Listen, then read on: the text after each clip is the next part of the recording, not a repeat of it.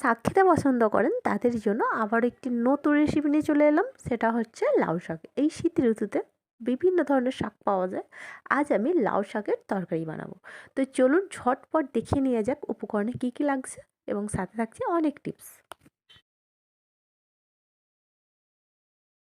তো এখানে আমি এক আঁটি লাউ শাক নিয়েছিলাম। এটা ধুয়ে পরিষ্কার করে ছোটো ছোটো করে কাটিং করে নিয়ে এসেছি। এর যে শাখা পোশাখাগুলো সেগুলোর সাইজটা দেখুন, মিডিয়াম সাইজ করেছি। আর এই যে সামনের পজিশনটা, এই পজিশনটা আমার মা ভীষণ পছন্দ করেন। এটা তাই বড় রেখেছি যাতে শাকের সাথে লটপটি না হয়ে যায়।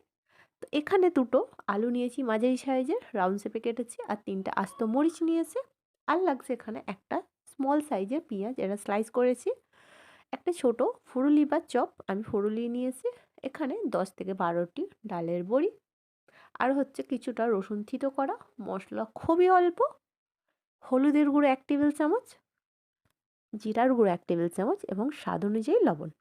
এইবার যেটা করতে হবে, যেই হাঁড়িতে কিংবা কড়াতে আপনারা রান্না করবেন, এর মধ্যে যে শাখা পোশাকা ছিল মানে ডালফালা লাউ শাকে, সেগুলো আমি অ্যাড করলাম।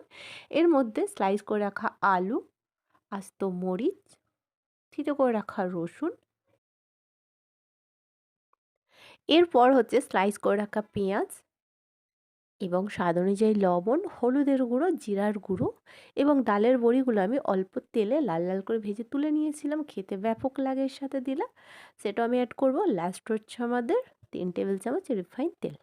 তেলটা দেওয়ার পর ভালো করে হাতের সাথে মেখে নিতে হবে যাতে ডান্ডিগুলো, আলু, পেঁয়াজ, মশলাগুলো ভালো করে মানে অ্যাড হয়ে যায়। এবং হাফ গ্লাস জল অ্যাড করে এর মধ্যে একটু হাতার মাধ্যমে নেড়েচেড়ে ঢাকা বন্ধ করে গ্যাসের ফ্লেম মিডিয়াম করে 15 মিনিট আমাদের ওয়েট করতে হবে, কেননা লাউ শাকের ডান্ডি আলুগুলো কুক হয়ে যাওয়ার জন্য।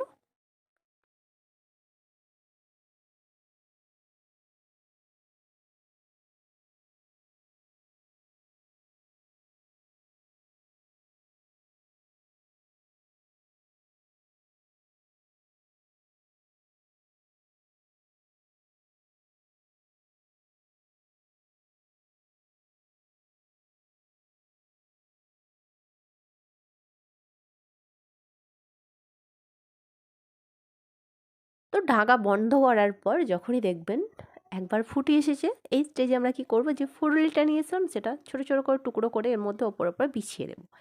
বিছিয়ে দেওয়ার পর কিছু করতে হবে না, আবারও ঢাকা বন্ধ করে 15 মিনিটই কিন্তু আমাদের ওয়েট করতে হবে।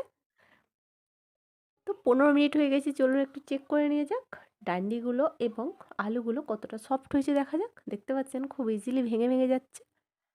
এখানে যে লাউ শাক যে পাতাগুলো নিয়েছিলাম টুকরো করা, সেগুলো আমি এর উপরে জাস্ট বিছিয়ে দেবো। আর কিছু করার দরকার নেই। বিছিয়ে দেওয়ার পর ঢাকাটা আবারও বন্ধ করে 2 থেকে 3 মিনিট আমরা ওয়েট করব। যে ময়েশ্চার আছে না শাকের মধ্যে, এক্সট্রা জলটাও বেরিয়ে পড়বে। আর শাকটা অনেকটা দেখবেন কমে গেছে, দেখতে পাচ্ছেন কতটা কমে গেছে।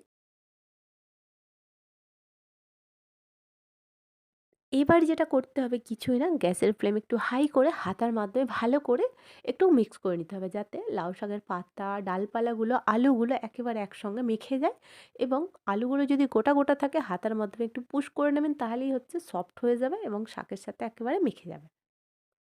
খুব ইজিলি এবং খুব ঝটপট অল্প উপকরণ দিয়ে আপনারা বাড়িতে লাউ শাকের তরকারিটা করে ফেলতে পারেন। এখানে আরও কিছু অ্যাড করা যায়, যেমন কাঁচা চিংড়ি মাছ, তারপর হচ্ছে চপ। আমি তো এখানে ফুরুলি অ্যাড করলাম।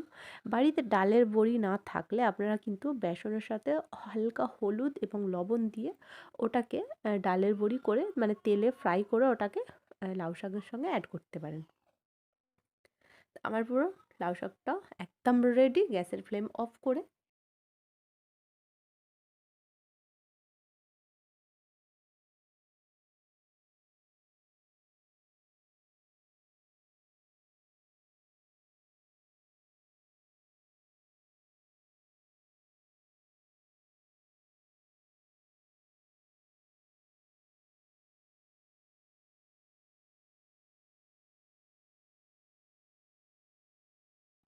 তো আমাদের এই সিম্পল একদম কুইকলি রেসিপিটি কেমন লাগলো অবশ্যই কমেন্ট বক্সে জানাবেন। ভালো লাগলে একটি লাইক করবেন, শেয়ার করবেন। এই ধরনের নতুন নতুন রেসিপি পেতে আমাদের চ্যানেলটি অবশ্যই সাবস্ক্রাইব করবেন, পাশে থাকা বেল আইকনটি প্রেস করবেন।